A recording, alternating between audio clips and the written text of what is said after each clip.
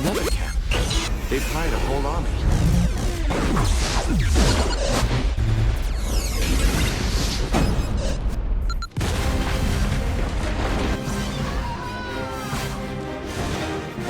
With Dungeon Siege 3, gas-powered games passed the baton to Obsidian, charging the renowned RPG developer to carry the series toward its third installment.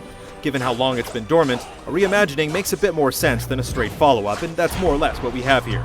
Does Obsidian's stewardship of Dungeon Siege bear untold riches? Or is it a death trap for unwary adventurers?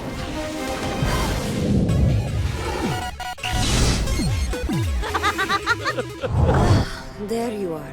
I wanted to thank you for trusting me, in spite of my Lescanzi blood. Though you might not expect the talky trappings of a heavy-duty RPG in your hack-and-slash dungeon crawler, this is Obsidian we're talking about. Dungeon Siege 3 is heavy with dialogue trees, and while they don't result in a truly labyrinthine plot with their twists and turns, you can't help but admire the effort, even if it feels a bit misplaced. Let's keep moving. We can talk more later.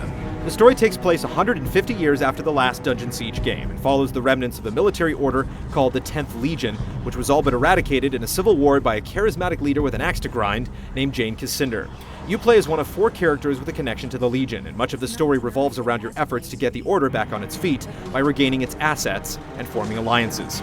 Incidentally, you don't actually meet Jane Cassinder till near the end of the game.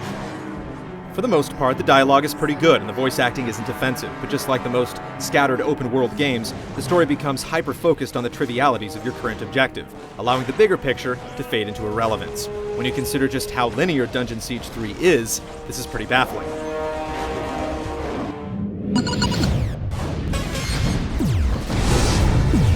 What's this? How did you get here? A dungeon crawler it may be in spirit, but you'll spend just as much time doing things like busting monster unions in a steampunk metropolis and stomping out creepy crawlers in spooky forests as you will scouring crypts and catacombs. Dungeon Siege 3's world is nothing if not varied. MMO-style quests serve as your guideposts through the often sprawling environments, and you can summon a glowing breadcrumb trail at any time to direct you toward your current objective. As a result, the environments lend themselves to a sort of anti-exploration, which, while convenient, isn't very effective at encouraging you to take in the sights. Enemies appear to mob you every few hundred yards, and treasure is everywhere, strewn amongst the wreckage, inside of chests, or popping off the bodies of enemies. There isn't much in the way of obstacles to evade, and exploration is a non-issue due to the ultra-efficient breadcrumb trail. In many ways, Dungeon Siege 3 feels like it's ushering you through its paces like a host at a theme park. You would assume that the game is designed around co-op play, but that aspect of it is surprisingly restrictive. If you're the host of an online game, everything is hunky-dory. Your characters will gain XP, and then you'll get to keep all the treasure you pick up. However, if you jump into someone else's game, you're basically just an active onlooker. You'll be using the host's version of the character you're playing, and any treasure you find will go into their pool. It's a disappointment, given that online co-op is the only way to have all 4 characters in the game. The closest thing to decent is playing couch co-op with a friend. It's more or less identical to playing solo with a single computer-controlled companion, but at least you get around the boneheaded AI. Another camp. They've hired a whole army. Dungeon Siege 3 is also surprisingly brief for an RPG. You can get through it in a leisurely weekend, even if you go all out with the side quests, and a brisk playthrough will go by even quicker, in the neighborhood of 8 to 10 hours.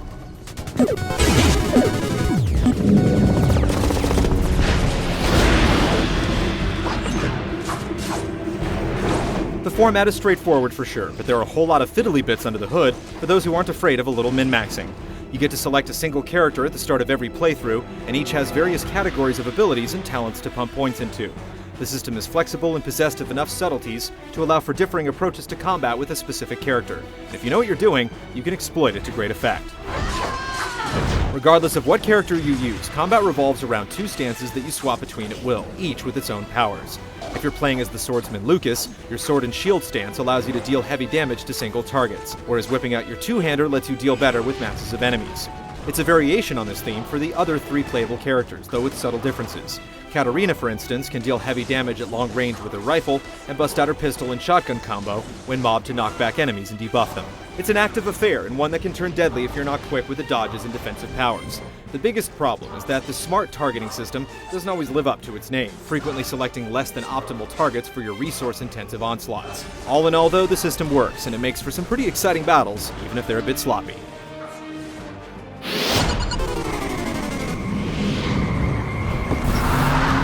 Dungeon Siege 3 looks okay in some areas when viewed from certain angles, but it's not going to charm you on the strength of its appearance. The game looks dated in general, and some baffling decisions with regards to presentation fail to redeem it. You'll appreciate the lack of loading times as you travel about the environments, but you'll be put off at the same time by the way the game stalls momentarily when you level up or open a status screen. Furthermore, the dialogue sequences are awkwardly framed, with your characters' backs always to the camera.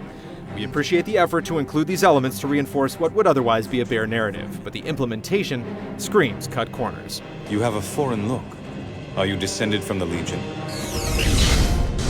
Dungeon Siege 3 should be best considered a distant cousin to its predecessors that's ultimately half as well wrought as those older games, and a third as ambitious. It's fun enough for a weekend playthrough, especially if you have a friend to rope in for some local co-op, but the half-baked online implementation really hurts its staying power. A single expedition is all you need before you realize its treasures are a bit on the hollow side. I was told you had some information that would be useful. Straight to business then. Pity.